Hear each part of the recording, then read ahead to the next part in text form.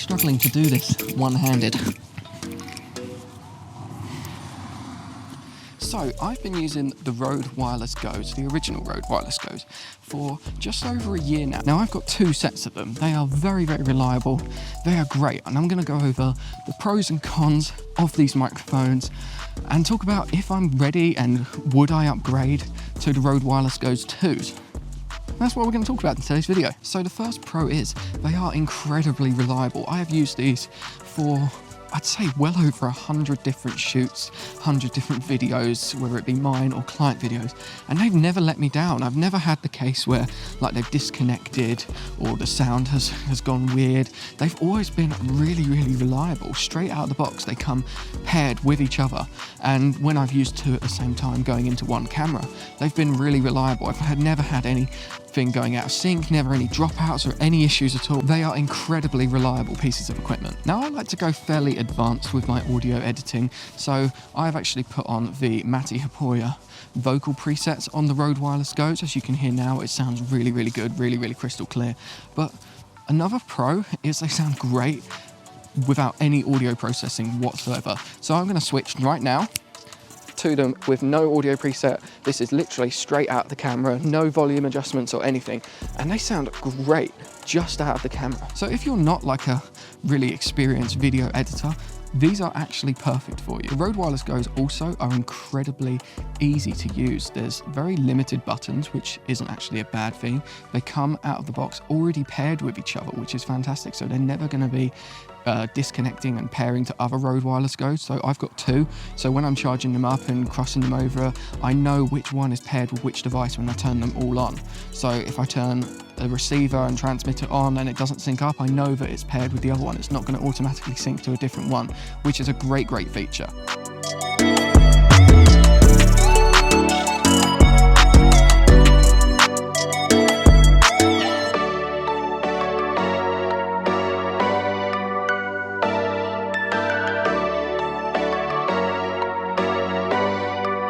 So if you're wondering where I am right now, I'm actually at Blue Lagoon. This is one of my favorite places to go and take photos and shoot videos for people. I've shot a couple of music videos here. I've done countless portraits and photo shoots. It's hands down one of my favorite places to do photos. So if you're currently watching this video and looking to book like a photo shoot with me or any sort of like project with me, have a look at my website because there are some great photos there. It's in the description below, connorwells.com.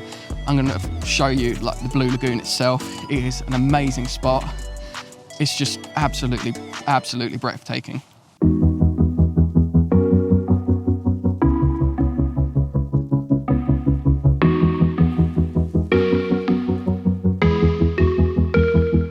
How beautiful does Blue Lagoon look? It is absolutely unreal. Like I said, I've done so many different like portrait shoots and I've done a few music videos here. It's absolutely incredible. I used to fly a drone over here, but unfortunately you can't fly drones over here anymore, which sucks. Another drone location gone, which is a shame. Yeah, it's an incredible place. It's a really, really great place to film. It's nice and quiet. Like it's sort of like a little hidden secret place. It's pretty sick. But anyway, let's get on with some more pros about the Rode Wireless Go.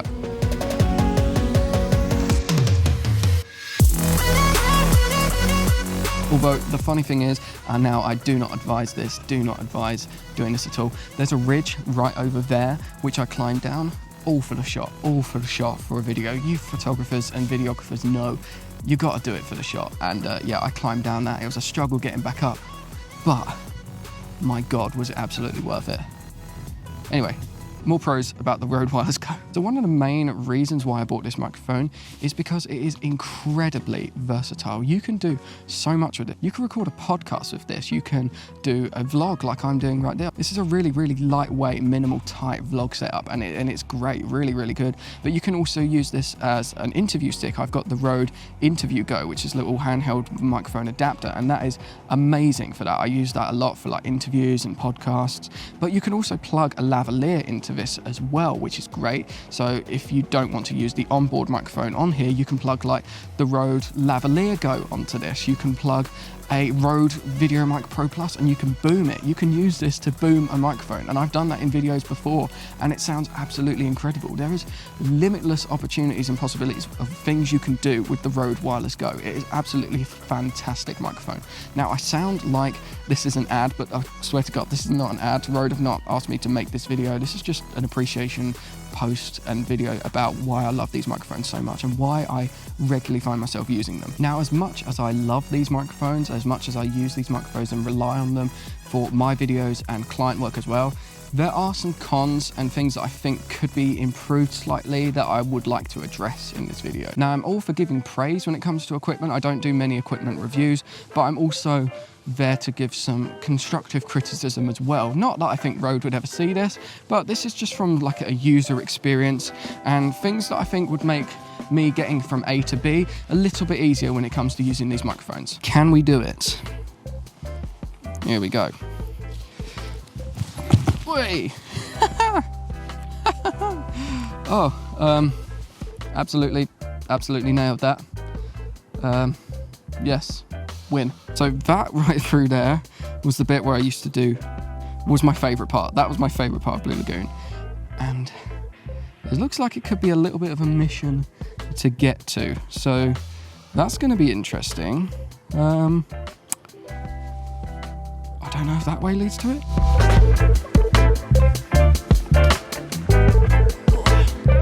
It leads to something. I don't know what though. Okay, it leads to it. It leads to it. It's a little bit risky, but I think we can make this work, and I see this as an absolute win. Okay, so the next challenge on today's little Rode Wireless Go review / vlog is to get from here to there without dying and falling down there. Yeah, this should be absolutely fine. Let's see how we go. If I die with a camera in my hand, and I don't particularly see that as being a problem. Oh my God. It's like actually slippery. Oh my goodness. I may have to put the camera down for this little bit. Okay, we made it. We actually made it. That was actually a little bit scary. Okay, right, on to the next one. This video, like, better get views because, yeah, this is a little bit risky. Okay, so that wasn't treacherous at all, wasn't risky, and wasn't hard whatsoever. We made it. So this is my favorite spot of the entirety of Blue Lagoon. It's like this wide open sort of chalk thing. It's amazing views of the entire lagoon, and it's just like really peaceful. Sometimes I'll come here and just like chill and, you know, just take photos, you know, get your headspace together. It's a really cool place. And now I've got to go over this bit here to deliver the cons to the Rode Wireless Go, because there's a good handful. Now, my first con is the wind muff. I am genuinely surprised it has stayed on this long, because usually it falls off. I may have just put on the good one, maybe. I have 4. The Rode Wireless Go's come with 2, which is good because you're more than likely to lose them. I have lost 2, so I have 2 left. They are absolutely awful. They do not stay on. If I took this off and dangled the Rode Wireless Go from it, the Rode Wireless Go would just drop to the floor. It is not reliable whatsoever. They are awful. Now, the Rode Wireless Go 2, they fixed that situation, and I'm going to touch on the Rode Wireless Go 2s later on in this video. But that is a con for the Rode Wireless Go's, the original ones, which I use and have. I own 2 of them. They really could have improved that right at the start. And my second gripe with these, I've never really said that word before. My second con is I wish they'd make this part here, the microphone itself, the receiver or transmitter, I can't remember what they're called. I really should know this, but I wish they'd make the microphone part a little bit smaller and thinner, because you really have to wear these with a shirt or a really sort of heavy jacket. Because if you're going to wear it with like a t-shirt, it's going to fall into the t-shirt and the microphone is going to be pushed against your chest, which is going to be muffled and distorted and really bassy. And that has happened a couple of times before, but luckily I've picked up on that, and during the shoots I have corrected the microphone, and there's been moments where, you know, we've taken a pause from filming, I've readjusted it, but that's just not a good thing to happen. You know, you want to be able to sort of know that the microphone's not going to fall, it's going to stay in place. Now, of course, you could plug in a lavalier microphone into it, but if you just want to use the Rode Wireless Go as it is, that's a little bit of you know what I mean? You know what I mean? Now, my final criticism and thing I wish could be improved on the Rode Wireless Go, and in fact on the Rode Wireless Go 2, is I wish there was like a headphone socket that you can plug into the bit that plugs into the camera. I never remember the name, like I said, but I wish there was a headphone socket so you could monitor your audio levels. So say if you're in a situation where you're recording a talking head for someone to the camera and you want to monitor your audio levels. Now, not everybody has a camera, myself included, that has a headphone socket. I'm shooting on the Canon M6 Mark II right now, and it doesn't have a headphone socket. That would be absolutely amazing if you could plug a set of headphones in to the top of the Rode Wireless Go and the Rode Wireless Go 2, and you can just sit back and monitor your audio levels, make sure everything is all good, make sure nothing's peaking.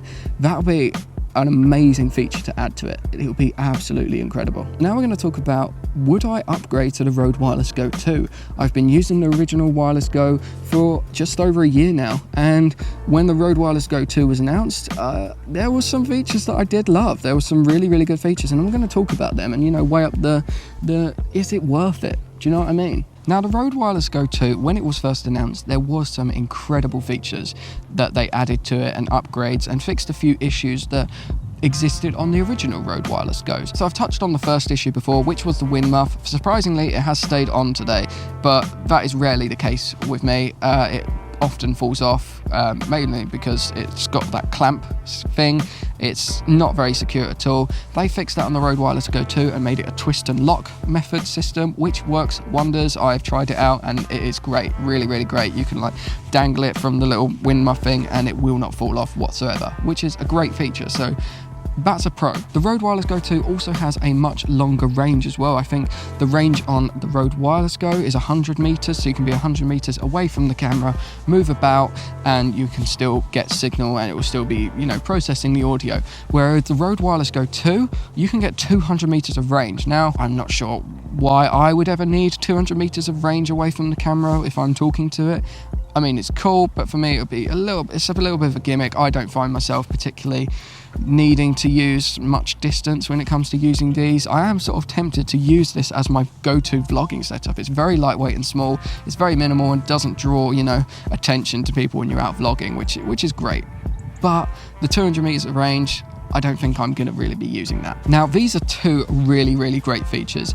It comes with internal recording. You've got internal recording, which is amazing. Love that. So you've got a backup. Say if it messes up on the camera itself, you've got a backup. It records for like 8 hours or something, which is amazing. Really, really respect that. That's a great decision to add there, bro. And then the next feature that they upgraded is they added 2 transmitters, which is insane. I think it's called transmitters. Basically, there's 2 microphones, which is amazing because I currently have 2 sets of the Rode Wireless Go's, whereas if I just needed 2 microphones, I just need to buy 1 set of the Wireless Go 2s, which is incredible. You know, great value for money there as well because the price isn't too different. Slight correction there, I've just looked at my notes, it's 40 hours of internal recording, which I mean, I have no words. And finally, one of the best features I think they've added to it, it may seem small to some, but for me, this is a great feature because I worry quite a bit. And one of my main worries about coming away from the shoot is the audio. Like, I obsess over the quality of the audio. I usually record at the lowest volume. I do not want the audio to peak. And that's where the Rode Wireless Go 2 has really, really sort of sold it to me in a way. So if you peaked your audio or it's clipping in the camera, it's recorded a safety backup channel of audio, recorded at a lower volume, which is incredible feature. That will save me so much worry and stress when it comes into the post-production side of things and creating videos. Now the question does actually still remain, is there actually enough features on the Rode Wireless Go 2 to make me want to upgrade and spend another sort of £300, I believe that's what the price mark is for the Wireless Go 2, to upgrade from the original Rode Wireless Go's, which I have a couple of. Now, for me, when I really, really think about it, it all comes down to getting from A to B and the ease of getting from A to B and the audio quality. We'll start with the audio quality. As you can tell by this video, they sound absolutely phenomenal. They sound really, really good. Straight out of the box like this, with no audio presets on there, and then with a few audio presets whacked on there, they sound absolutely great. So quality has never really been an issue for me when it comes to using these microphones. Now moving on to getting from A to B, are these microphones easy to use? Do they make it enjoyable when I'm on a shoot? Yes, they do, absolutely. These are incredibly easy to use microphones. I rarely worry about using them. I have never had any like sort of mishaps with them. They have never become disconnected during a shoot. They have solid, stable connection, and they're just a dream to use. Now, I know that's going to be the same experience on the Rode Wireless Go 2, so I can't actually justify spending that much money on them at the moment. But now, if they decided to make a Rode Wireless Go 3 with a headphone socket so you can monitor your audio, then we may get talking. We may get talking, and I may consider upgrading. But until then, I'm sticking with the Rode Wireless Go Originals. They are fantastic microphones. Again, this is not sponsored by Rode. This is just something I feel really passionate about. I've used these microphones for well over a year now, and I think now is a good time to share my experience with them and let you know what I think. Thank you for watching. Don't forget to like, share, comment, and subscribe. And I'll see you in the next video. Peace.